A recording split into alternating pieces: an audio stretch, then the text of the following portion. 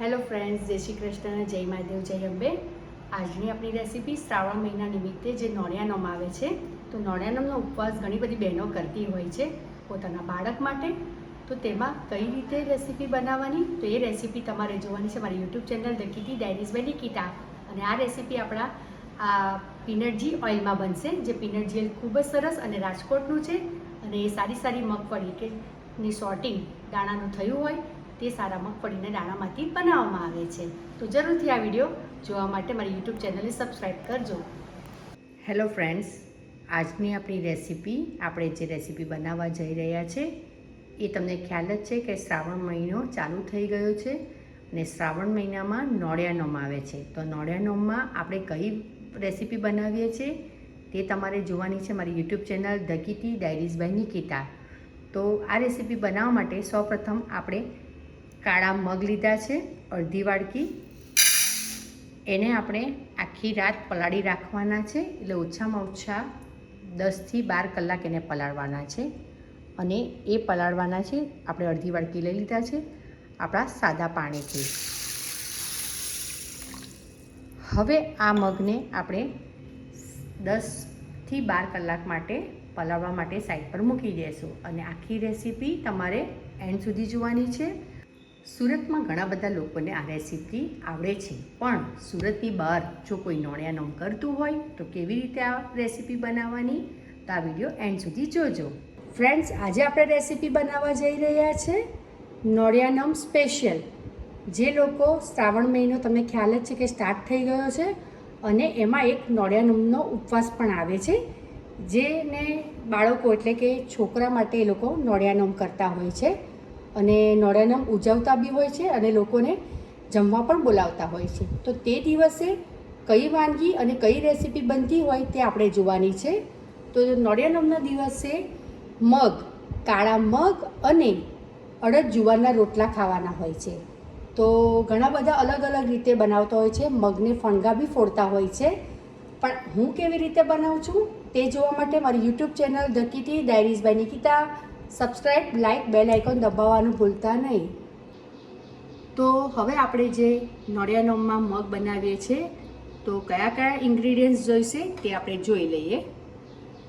તો મેં લીધા છે અડધી વાડકી મગ, જેને મેં પલાળી દીધા હતા.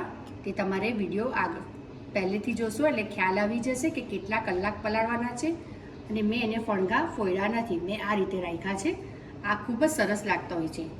ત્યારબાદ એની અંદર જશે લસણની ટુકડી અને આદુની ટુકડી, અને આખા આપણા તીખા મરચાં, થોડું મરચાંની પેસ્ટ, આદુ લસણની પેસ્ટ, સિંધવ મીઠું અને સંચોરો.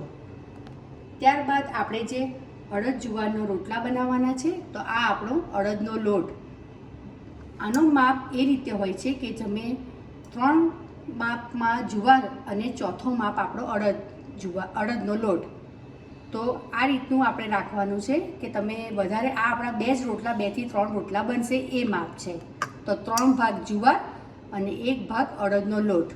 અને આ રેસીપી બનશે આપણા પીનટ ઘી ઓઇલ, જે ખૂબ જ સરસ ઓઇલ છે, કોલેસ્ટ્રોલ ફ્રી અને સરસ મજાના મગફળીના દાણામાંથી, જે 11 સ્ટેજમાં એની સોર્ટિંગ કર્યા બાદના સારા દાણામાંથી આ સિંગ તેલ બનાવીએ છીએ.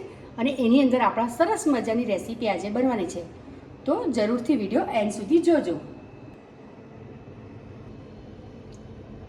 હવે આપણે એક વાસણને ગરમ કરવા મૂકી દીધું છે. હવે એની અંદર આપણે મગને પહેલાં ચડવા મૂકવાના છે. તો એના માટે મેં પાણી લઈ લીધું છે. આ મગ રસાવાળા થતા હોય છે, એમાં રસાનો ભાગ વધારે હોય છે. હવે આપણે આ પાણીને ઉકાળી લેશું. જ્યારે એમાં વડકો આવે એટલે આપણે એની અંદર આપણા મગ નાખવાના છે. હવે તમે જોઈ શકશો આપણું પાણી ઉકળી ગયું છે. ત્યારે આપણે આપણા મગ જે ધોઈ લીધા છે સારા પાણીથી, તેને નાખી દઈશું. ત્યારબાદ એની અંદર જશે આપણો પિંચ સંચોરો.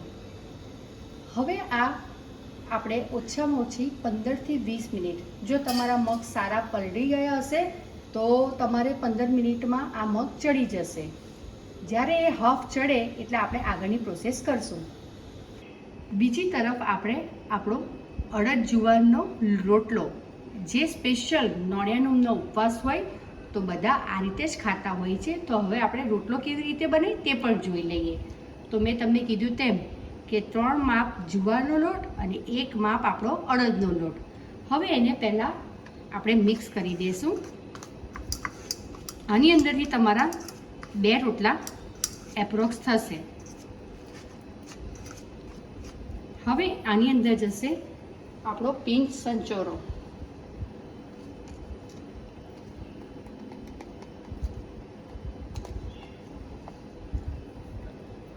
ત્યારબાદ ટેસ્ટને અકોર્ડિંગ સિંધવ મીઠું.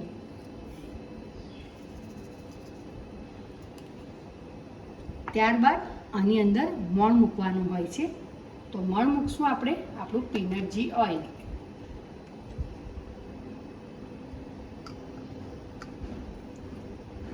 હવે આપણે જે જુવારનો રોટલો બનાવતા હોય તો તમે ખ્યાલ જ છે કે આપણે એને કેવી રીતે બનાવતા હોય, પણ આને મસળવાનું નથી. આપણે નથી ભાખરીના લોટ જેટલો કઠણ બાંધવાનો કે નથી રોટલીના લોટ જેટલો કઠણ બાંધવાનો. તો વિડીયોમાં જોડાઈ રહેજો, તો હું તમને બતાવીશ કે આપણે લોટ કઈ રીતનો બાંધવાનો છે.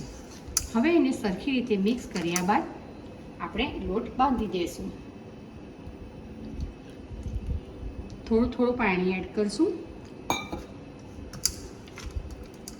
તમે જોઈ શકશો આપણે લોટ આ રીતનો જોઈએ છે. તમે જોઈ શકશો જો બહુ કઠણ પણ નથી ને બહુ સોફ્ટ પણ નથી. હવે થોડુંક આપણે એમાં પીનટ ઘી ઓઇલ લગાવી દઈશું અને સરસ એનો દડો કરી દઈશું. આપણે નાના 2 રોટલા બનાવશું એટલે આની અંદરથી આપણા 2 રોટલા બની જશે. હવે તમે જોઈ શકશો આપણા મગ હાફ ઉકળી ગયા છે. જ્યારે આપણા મગ હાફ ઉકળી જાય ત્યારે આપણે એની અંદર નાખશું આપણા મરચાં. જો મેં 3 નંગ મરચાં નાખ્યા છે કારણ કે આ ખૂબ જ તીખા આવતા હોય છે. લસણની ટુકડી, આદુની ટુકડી. ત્યારબાદ એની અંદર જશે ટેસ્ટને અકોર્ડિંગ આદુ લસણની પેસ્ટ અને મરચાંની પેસ્ટ, અને ટેસ્ટને અકોર્ડિંગ સિંધવ મીઠું અને આપણું પીનટ ઘી ઓઇલ. આ મગમાં ઉપરથી વઘાર થતો નથી. જ્યારે મગ બફાતા હોય ત્યારે જ આપણે એમાં ઓઇલ થોડુંક નાખવાનું હોય છે. આ એક રીતે ડાયટમાં ખવાય એ રીતના મગ હોય છે. આપણે બધું નાખી દીધું છે મગમાં. જે વસ્તુઓ નાખવાની હતી તે નાખી દીધી છે અને એને ઉકળવા મૂકી દઈશું. હવે 10 થી 15 મિનિટમાં તમારે ચેક કરી લેવાના કે આપણા મગ ચડી ગયા છે. હાથમાં દબાઈ ને એવા થયા હોય તો ચડી ગયા છે ત્યારે આપણે આપણો ગેસ બંધ કરી દેવાનો છે. તો હવે એને ધીમા તાપે આપણે ચડવા દેશું. હવે આપણે અડદ જુવારનો જે લોટ બાંધ્યો છે એને તમે વણીને પણ કરી શકો છો અને થાપીને પણ કરી શકો છો. અને આ લોટને વણવા માટે મેં જુવારનો લોટ લીધો છે કે આપણે આ રીતે કોથળી પર લગાવી દઈશું. ત્યારબાદ એને હાથથી પણ તમે આ રીતે થાપીને પણ કરી શકો છો અને વણીને પણ કરી શકો છો. તમે થાપીને કરશો તો આની જે ધાર આ રીતની ખાંડી થતી હોય તે તમારી સરખી થયા કરશે.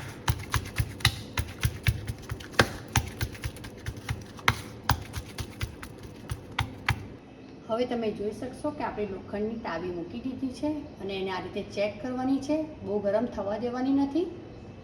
જ્યારે થોડી ગરમ થઈ જાય આ રીતે તો તમારે એને સ્લો ફ્લેમ પહેલાં કરી દેવાની છે. અને પહેલાં જે આપણે રોટલો શેકશું એ સ્લો ફ્લેમ પર, ત્યારબાદ એને પછી ફાસ્ટ ફ્લેમ કરશું. હવે આપણે એને રોટલાને પલટાઈ લેશું. એક તરફથી થઈ ગયો છે ને હવે આપણો ફ્લેમ ફાસ્ટ કરી દઈશું. હવે આપણો રોટલો ફાસ્ટ ફ્લેમ પર જો આ રીતે થઈ ગયો છે તો હવે આપણે એને ફૂલવી લેશું. તો તમે જોઈ શકશો જો આપણો રોટલો ખૂબ સરસ થઈ ગયો છે અને ફૂલી પણ જશે. જો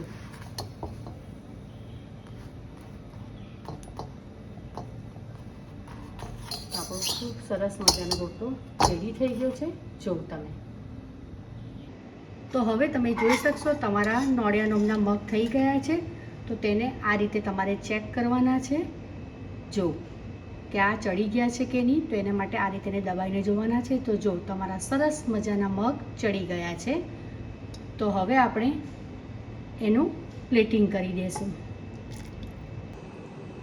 તો આપણી આજે નોળિયા નોમની જે આપણે રેસીપી બનાવી છે તો એની થાળી તૈયાર થઈ ગઈ છે. તો આપણે જોઈ લઈએ કે એમાં શું શું બનાવ્યું છે આપણે. તો આપણે બનાવ્યું છે અડદ જુવારનો રોટલો, કાળા મગ, એની અંદર આપણે લીંબુ નાખીને ખાવાનું હોય છે. એની અંદર આપણે પાણીચું, ગુંડા, કેરીનું આઠેલું બોર્યું, એને પાણીચું પણ કહેવાય છે, કાકડી, કાંદો. તો આ આપણે આખી થાળી કમ્પલસરી જે નોળિયા નોમનો ઉપવાસ કરતા હોય છે શ્રાવણ મહિનામાં, એણે આ વસ્તુ ખાવાની હોય છે. તો જો તમને ન આવડતું હોય તો આ વિડીયો જોઈને જરૂરથી બનાવજો અને કોમેન્ટ જરૂરથી કરજો.